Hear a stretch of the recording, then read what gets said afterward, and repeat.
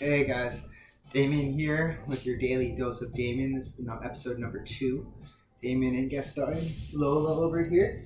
She might be coming in and out of the screen from time to time, so don't be surprised or alerted. And also, today's topic we're talking about is sleep, one of our favorite things, and something that we all probably need a little bit more of.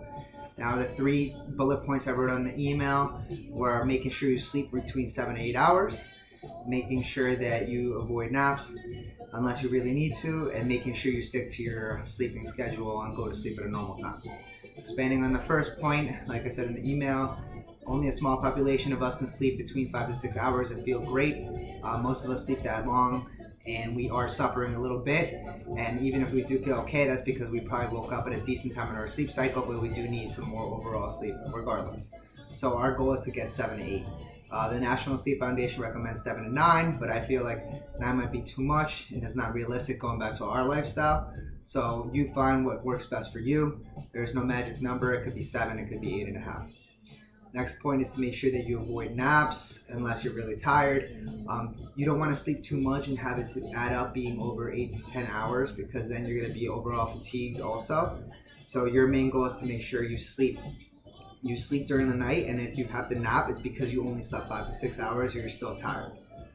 If you're actually tired, it means you're dehydrated or you probably need to move a little bit. And we're going to expand on that a little bit more as the emails and topics go on. Last point is making sure that you stick to your normal sleeping schedule. It's going to be very easy to deviate because we have a lot more time in our hands and it's a lot easier to sleep a little bit later, but it's as crucial as possible to sleep at a normal time that you normally do, or not too far off, so that when you come back, you're back into routine. Going off of that, we talk a little bit about your circadian rhythm, which is your internal clock. You don't want that to be too off keel, or when you come back, it's going to be really hard to get into routine. So we want that internal clock to be functioning properly. All right. So a couple of topics to also expand on that I want to talk about. It's more sleeping posture. It's making sure that when you sleep, you're sleeping properly and you're not overly flexed or overextended.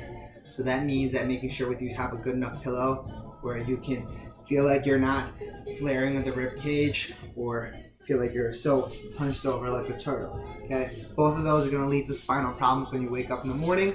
So make sure that you find a good neutral position where you can feel comfortable. The best positions to sleep in, I find, and some research shows, is sleeping on your back and sleeping on your side, and your left side particularly. A lot of that has to do with your digestive system. So most importantly, you want to make sure that when you're sleeping on your side, you're on your left side. Now this is a LOLA pillow here, so don't mind this.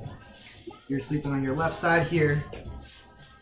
Pillow between your legs. It's a little bit better so that if you have any back tightness, usually this prevents the adductors from closing up and keeping too much tightness. And from here, you should feel pretty comfortable.